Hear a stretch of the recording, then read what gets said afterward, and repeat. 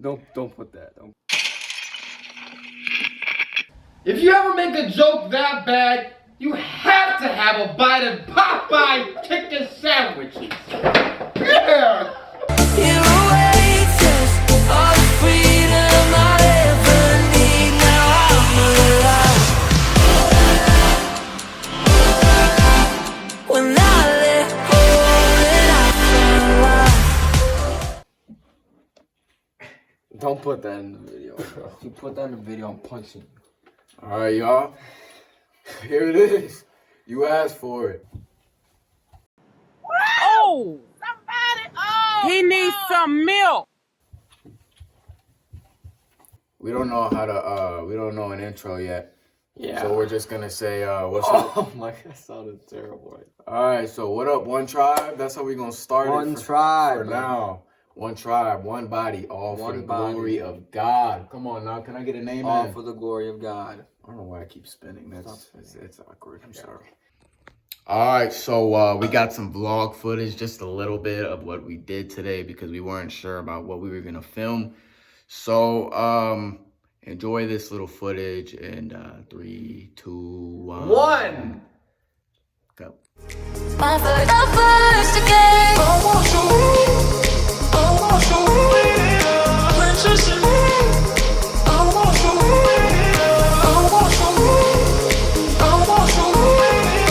Princess in me. My first again. Princess in me.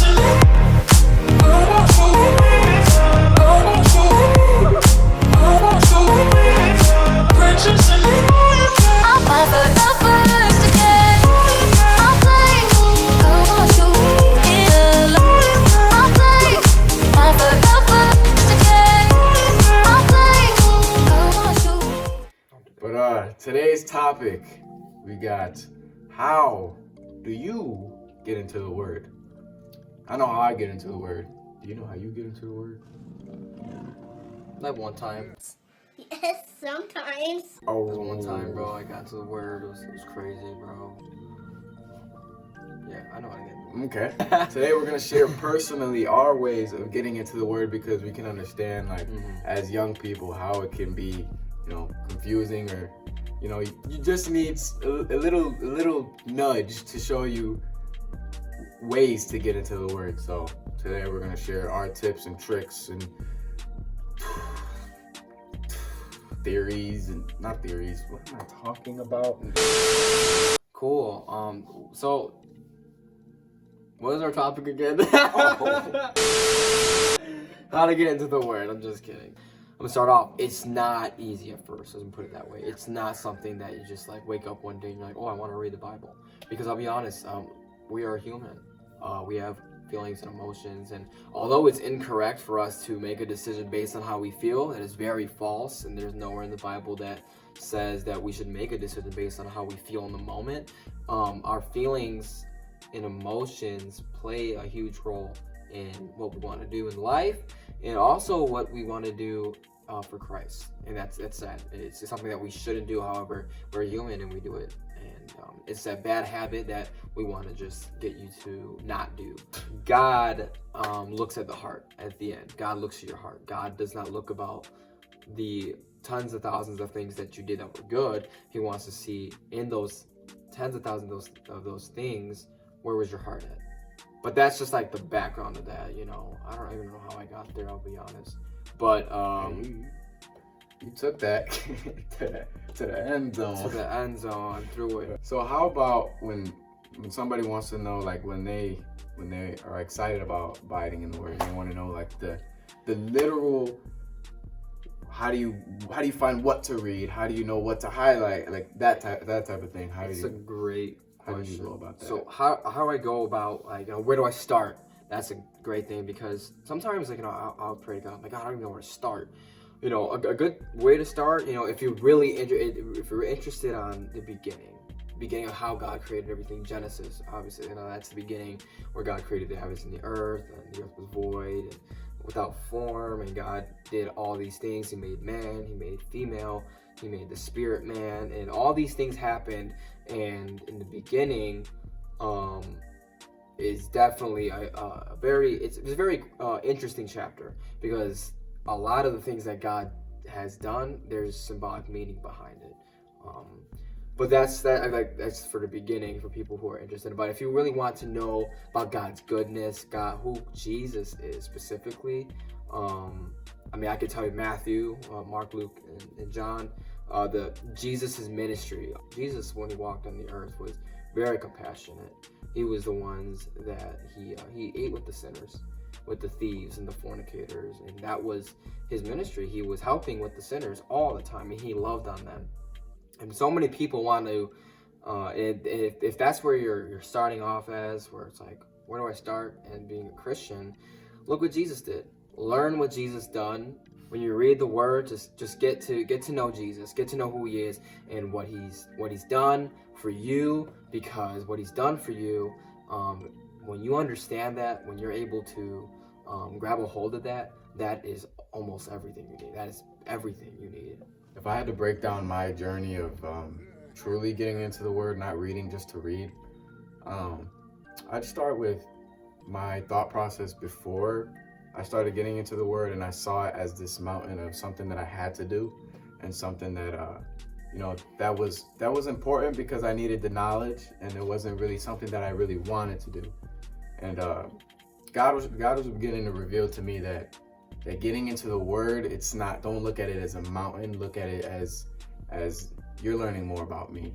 So when you're getting into the Word, don't look at it as 66 books, whatever chapters, and getting to Genesis to Revelations. Just simply abide in Him. Start wherever, like He said. If you want to learn more about Jesus and His ministry and being a leader in the way that He led, then you can go to the New Testament. I started in Genesis because I want to go from the beginning, where how man was created in His image. I think that's very important, and in knowing your identity and all that. So I started from the beginning.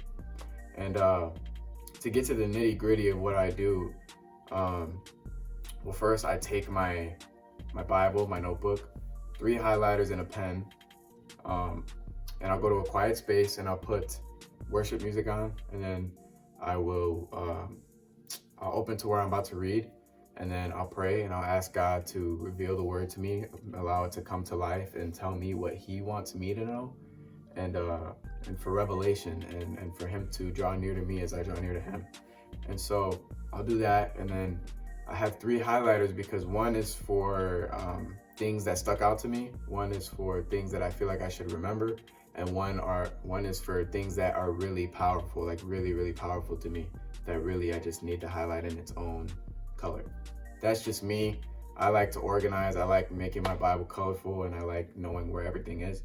So that's how I do it. And then at the end, I used to annotate and just write along, but at the end, I just highlight, and then afterwards I'll write what I took from my reading that day, and I'll just write that in a notebook, because yeah, there's research that says you remember 70% more of what you write down. So that's what I do. I write down what I took away from that, what I read that day, and that's really been helping me. I just finished Genesis.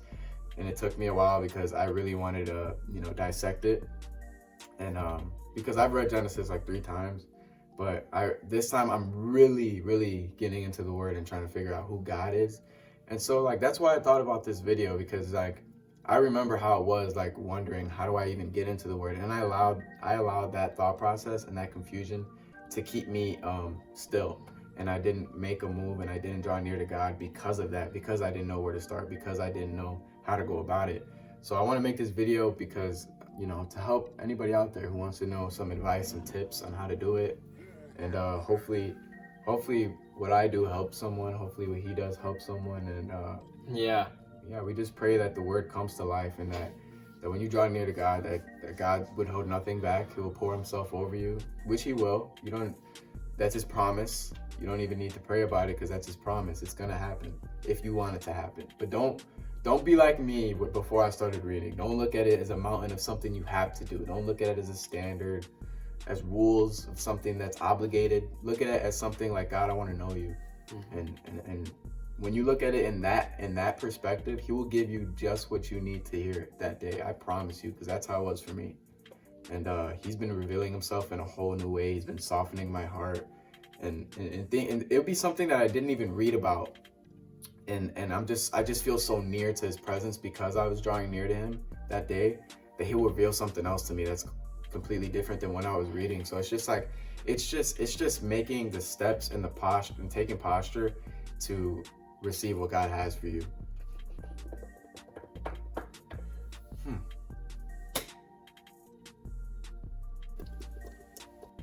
Did you Okay, what's your favorite story? your story? Personally, Of the For Bible? you, for you, yeah, the Bible. Maybe somebody would want to read it. Man, there's a lot. It's Peter. Story of Peter was I think he was the oldest of the disciples. He was the dad. Jesus was technically that. No, I'm just he was the dad of the group. You know, he was one of the coolest ones of the group, to be honest.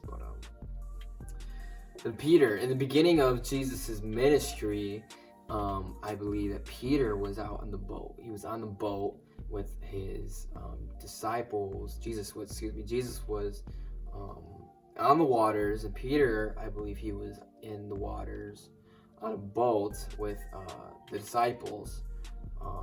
And these men, they were very nautical men. And the Bible talks about how a huge storm came, and even they were scared.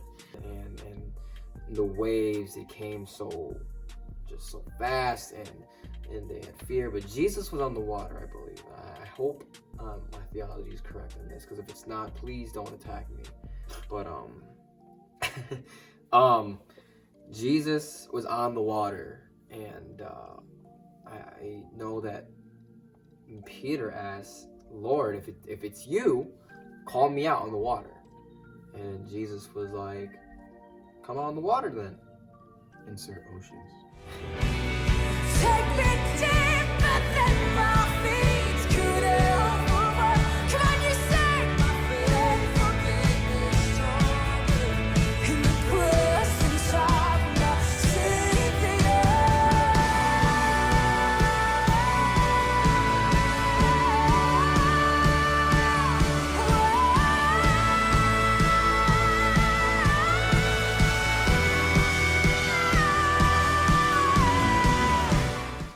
Come out on the water. And Peter got on the water, and he started to walk on water. And that was probably the coolest thing.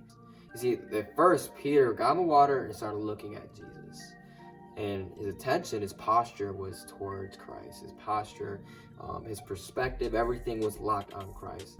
But the moment that he saw the waves, the moment that he couldn't see the wind, but he felt the wind's intensity, its strength, push, and how tall the waves were, and how it was storming, he began to sink. And began to sink is because his fear inside him was beginning to rise up. Even though Jesus was there, even though that he saw God, he knew that he was there, he was still in fear because he was gonna drown. And he began to sink, he began to drown. And Jesus actually got Peter, picked him up, and he asked Peter, he didn't scold Peter, where's your faith? He didn't get upset with Peter. He was just like, you have little faith. Yeah. It was like Something I admire about Peter is like despite everything that he did, he still got out of the boat. Mm-hmm. And I feel like that's something that we can all relate to, because how many times have we failed God? A lot of times, every day. So it's like, and something that we could take from Peter is that it's just having the willingness to get out of the boat. Mm-hmm. And stepping out of your comfort zone. Yeah. And I think that a lot of you guys, or maybe you're not, but I know I was for a long time. I was in the boat and I wasn't willing to get out because it was comfortable. The things that I was dealing with, the fear, the desires, it kept me comfortable. Fear will keep you really comfortable, and it'll keep you in the boat. Mm-hmm. But the moment that you step out of the boat, the moment that you step out of your comfort zone and you take strides towards Jesus, whether you fall or not, whether fear consumes you in the process or not, you're going to get a revelation. And look at Peter, he walked on water. The process of getting to Jesus was walking on water. Even the process was beautiful. Even though he fell, the process was beautiful. And like, we would never get to experience a moment like that and getting to know Jesus in his entirety if we stay in the boat, if we stay comfortable. So that's something I really admire about that story, because there was 12 people in that boat and only one got out and stepped. So sometimes your friends won't even step out of the boat. And you got to be that one to take that stand and step out of the boat, step out of your comfort zone and get on the waves. So that's something I really admire about that story. I love that story too. So It better still be recording. yeah, my favorite story is a story of Jacob wrestling with God, bro. If you know me, you know that's my story right there. Because just like the fact that Jacob was running from Esau and just was stopped in the forest, and the fact that he wrestled with God. That when I was little, I didn't quite understand that, because it's like he wrestled with God. God is so high and mighty, he could destroy him, and he can with ease. But he wrestled with God and he fought for his blessing, and the moment that he was tired, they were fighting all until dawn, from night to dawn. They were fighting and wrestling, and the moment that the angel asked Jacob to give up, Jacob said, "No, I'm not gonna give up until you bless me." And then he touched his hip socket, and he made it out of place. But Jacob didn't give up, and he kept wrestling.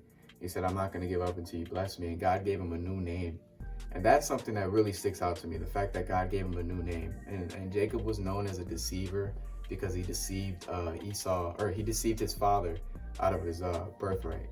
Because Esau was the firstborn, he deserved the birthright, but Jacob deceived him out of his birthright.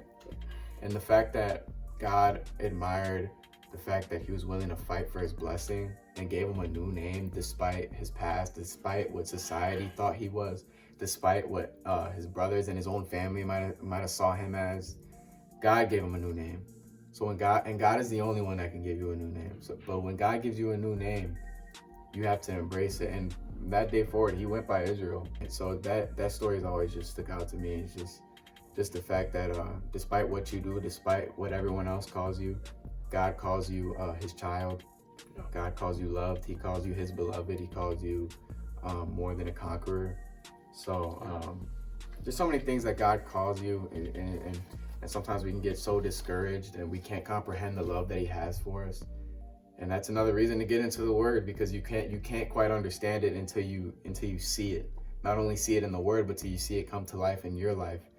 And the more you abide in him, the more he'll reveal himself to you. So yeah.